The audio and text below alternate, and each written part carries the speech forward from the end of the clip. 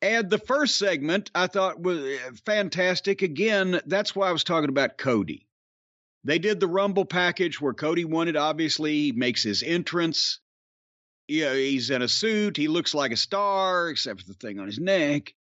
He looks like somebody. The fans are chanting Cody. The fans are chanting, "You deserve it." But he also knows how to milk this stuff. And he has the promo and the delivery. And obviously, you can tell nobody wrote this for him because, well, if they did write it all down for him, it's all true anyway. He's telling people he's a brilliant babyface in this environment because he's telling people the truth that they know to be true in the predominant portion of his promo. He talked about his career. 19-year-old Cody Rhodes pulling up to Ohio Valley Wrestling. Tomorrow's superstars today. I should have been a fucking Madison Avenue sales executive with these slogans. And he thought he'd be the champion in 2 years. He thought he was going to be the next John Cena. And then he runs through references, but they it didn't belabor the point, but you recognize things, his bad gimmicks and his few triumphs and his peaks and valleys. And that's why this is where he fits, because if anything, in a program like this, Cody's drawback in AEW was he was overly polished and overly produced or trying to produce things, and he didn't have the program to back him up.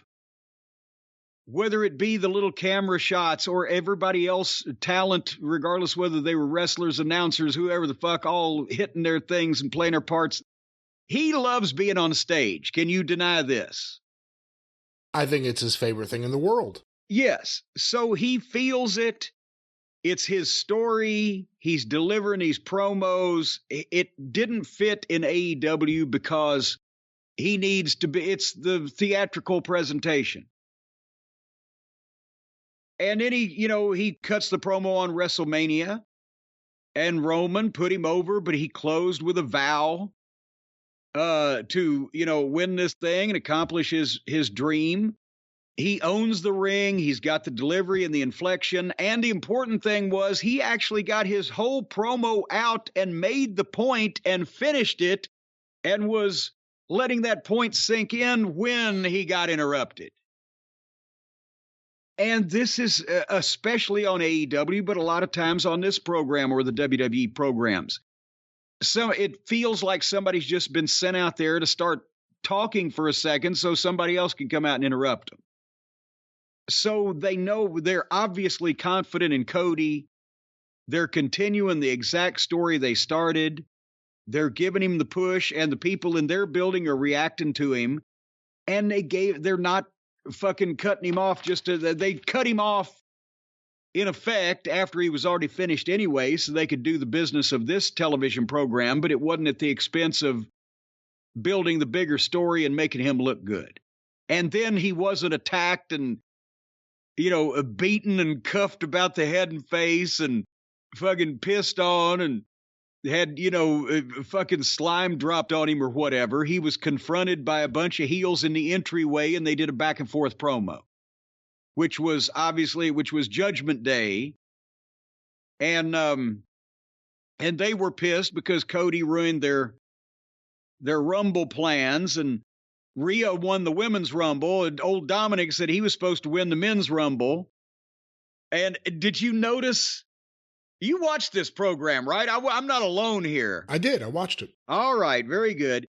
Did you notice Dominic started his thing and then Balor spoke? But when Balor spoke, Dominic came back in and answered a question that he hadn't been asked yet. And then Balor quickly asked, "That's right. You got his mask," or whatever the fuck. Guys, I know Dominic, he's had a lot of oomph, but this one wasn't one of his better ones because he seemed like he was transfixed being out there. He was not comfortable. Maybe it's shit they told him to say at last minute. I don't know. But a good hint for anybody doing live television as a wrestling talent of any kind is, even if you think you know and you've gone over in the back what everybody's going to say. And this wasn't a big thing. Nobody really would have picked up on it but me. But it's a good teachable moment, as they say. Even if you've gone over everything you're going to say with everybody in the back, there's a high probability on live television and wrestling that somebody's either going to forget, branch off, think of something else, say something different.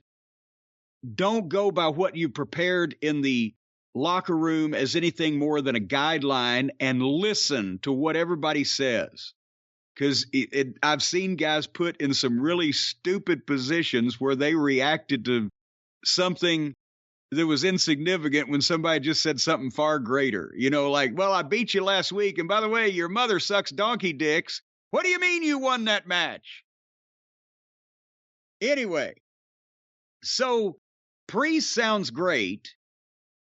He's got a man's voice, and Cody talked to these guys without just freaking out and, you know, fucking losing his shit, because he's still got bigger fish to fry. But he said, hey, it's 62 days to WrestleMania. He can play it safe, or he can kick any one of their asses tonight. And so we get Cody later on versus Balor. And it was a 14-minute promo. Cody's part alone about 10 minutes. The Judgment Day interaction a little because I think Dom needs a little more comfort level yet.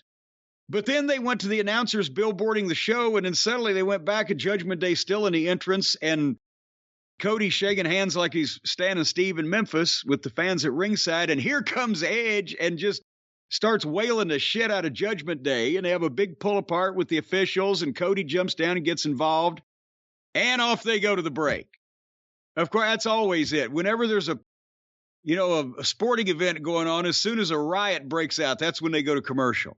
But this was a good opening segment, got everything across, I thought. What'd you think? I thought it was a really good opening segment. I think they had to open with Cody, and I think not having someone run in there and do anything in the middle of the promo was the best thing they could have done. And it was telling there were a few moments where the crowd got quiet, and that's where it usually can go one way or the other. They could boo, or they could yell boring or something to dismiss the guy doing the promo, or they could listen and follow what he's saying and get ready to react to it. And that's the way they took to Cody here. I didn't mind the Judgment Day as much as you. Maybe it didn't have oomph. Well, no, I'm not saying that I minded, and they needed to set the main event up and whatever. I'm saying maybe they could have come out a little more aggressive in the aisleway. I'm not saying jumping, but verbally aggressive. Got to the point a little quicker. Dom was kind of, I think he wasn't comfortable with everything, or he was overthinking or whatever. And it almost works with him considering what his character is. But I liked it partly because, to me, it was a little bit of a surprise. I didn't expect a Cody Judgment Day confrontation here. So that, whenever you get something that's unexpected on WWE TV, you should embrace it. You should take it in. And that's the way I treated this. And, you know, again, they were out there for a while. Then Edge, I guess, is going to be his new thing now. He's just going to charge at them and attack them every chance he gets. Well, he's a vigilante. But good opening. Good open to the show.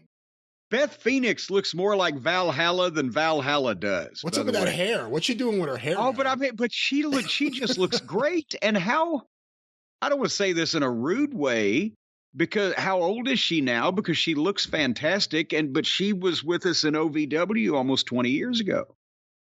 Anyway,